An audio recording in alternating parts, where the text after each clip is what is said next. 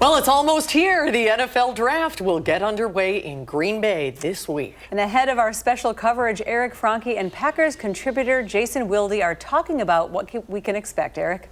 Thank you. Our Channel 3000 insider Jason Wilde join us as draft week is here. And Jason, Brian Gutekunst, the general manager, had his pre-draft press conference today. What's the biggest piece of news, if anything, that came out of that? Well, there were some little tidbits of news that we'll get into, but the most interesting thing that came out of it was that he told us that if the Packers had to play a game today, he feels really good about his roster. He thinks he's got a really good football team already, not even adding the 8 draft picks and whatever undrafted free agents he will sign onto that roster. Now, I did think this was very interesting. Last year, someone asked him about Cooper DeJean, the defensive back from Iowa who had been linked to the Packers in a lot of mock drafts.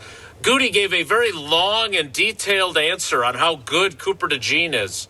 And then when it came time to pick him, he didn't pick him. So I don't think he ever intended to pick him to begin with. Today he was asked about Tet McMillan, the wide receiver from Arizona, and he tried to convince us that he wasn't even at his pro day at Arizona. He was joking, of course, but keep an eye on that name because he did not want to talk about him one bit, and that was pretty interesting. That is interesting, and Cooper DeJean certainly made his presence felt in the Super Bowl. How about Jaire Alexander? Where are we with him? He certainly is good if he's part of that roster. Will he be? What's the latest?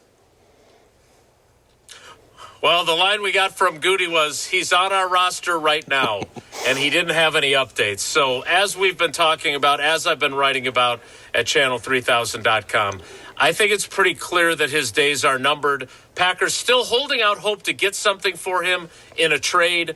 I think that's looking like a slimmer and slimmer possibility. I'm guessing they'll wait until after the draft and then hope one last time there'll be a trade partner interested, and if not, they will release him. 3 years ago, they got a couple of stud defenders from Georgia in Quay Walker and Devontae Wyatt. They're kind of coming up on a decision, right, for Gutekunst here? Yes, so May 1st is the deadline to offer the 5th-year qualifying offer, which means that each of those guys would get a big number guaranteed for 1 year for the 2026 season.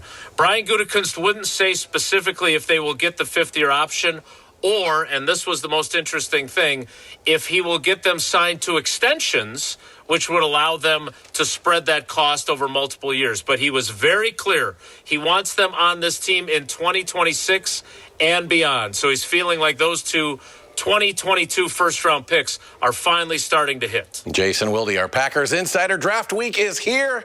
We'll hear from him throughout the course of the week as the anticipation builds. Susan? All right, Eric and Jason, thank you, guys. Don't forget, News 3 Now will be your home for NFL draft coverage. Jason, Eric, Zach, and Andrew will have the sights, sounds, and strategy leading up to this week's first-round Packer picks.